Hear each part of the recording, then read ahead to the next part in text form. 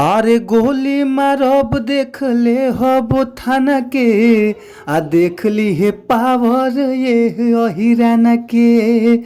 अरे गोली मारब देख ले हब थाना के देख ली हे पावर ये अहिराना के। तो जी हाँ ये भैया, आप सब कैसन बनी जाइए भैया, और हमारा पूरा विश्वास रहेला कि आप लोग मस्त हो खबजा, खुश हो खबजा, स्वस्थ हो खबजा, तंदुरुस्त हो खबजा।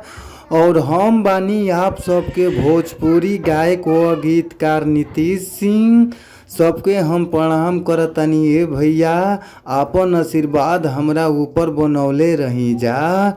और रउआ सबके बीच में बहुत ही ज़बरदस्त, बहुत ही लाजवाब हम भोजपुरी ड्यूट यानी लड़का लड़की के गावे के बाद दोनों आदमी के मिल के यानी ड्यूट सॉन्ग लेके आ गइल बानी, रंगदारी सॉन्ग लेके आ गइल बानी ए भैया। तो भैया पूरा भरोसा बा कि गाना के रउआ सब अच्छा से म्यूजिक बनवा के अच्छा से स्टूडियो में गा देतानी। तो हमरा पूरा भरोसा बा कि सॉन्ग जरूर बाजी।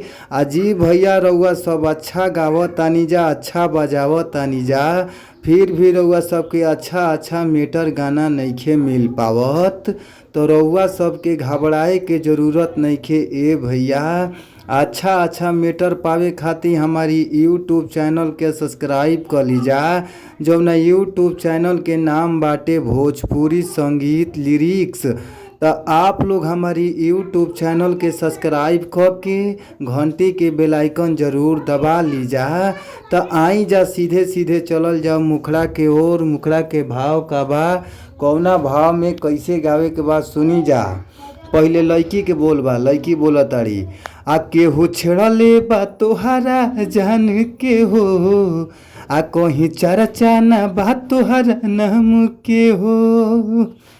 केहू छेड़ले बा तोहरा जान के हो, कहीं चर्चा ना बा तोहरा नाम के हो।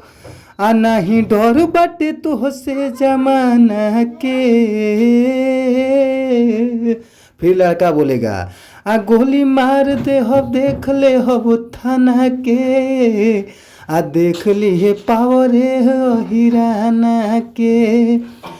गोली मार दे हो देख ले हो थाना के देख ली हे पावर ये हिराना के।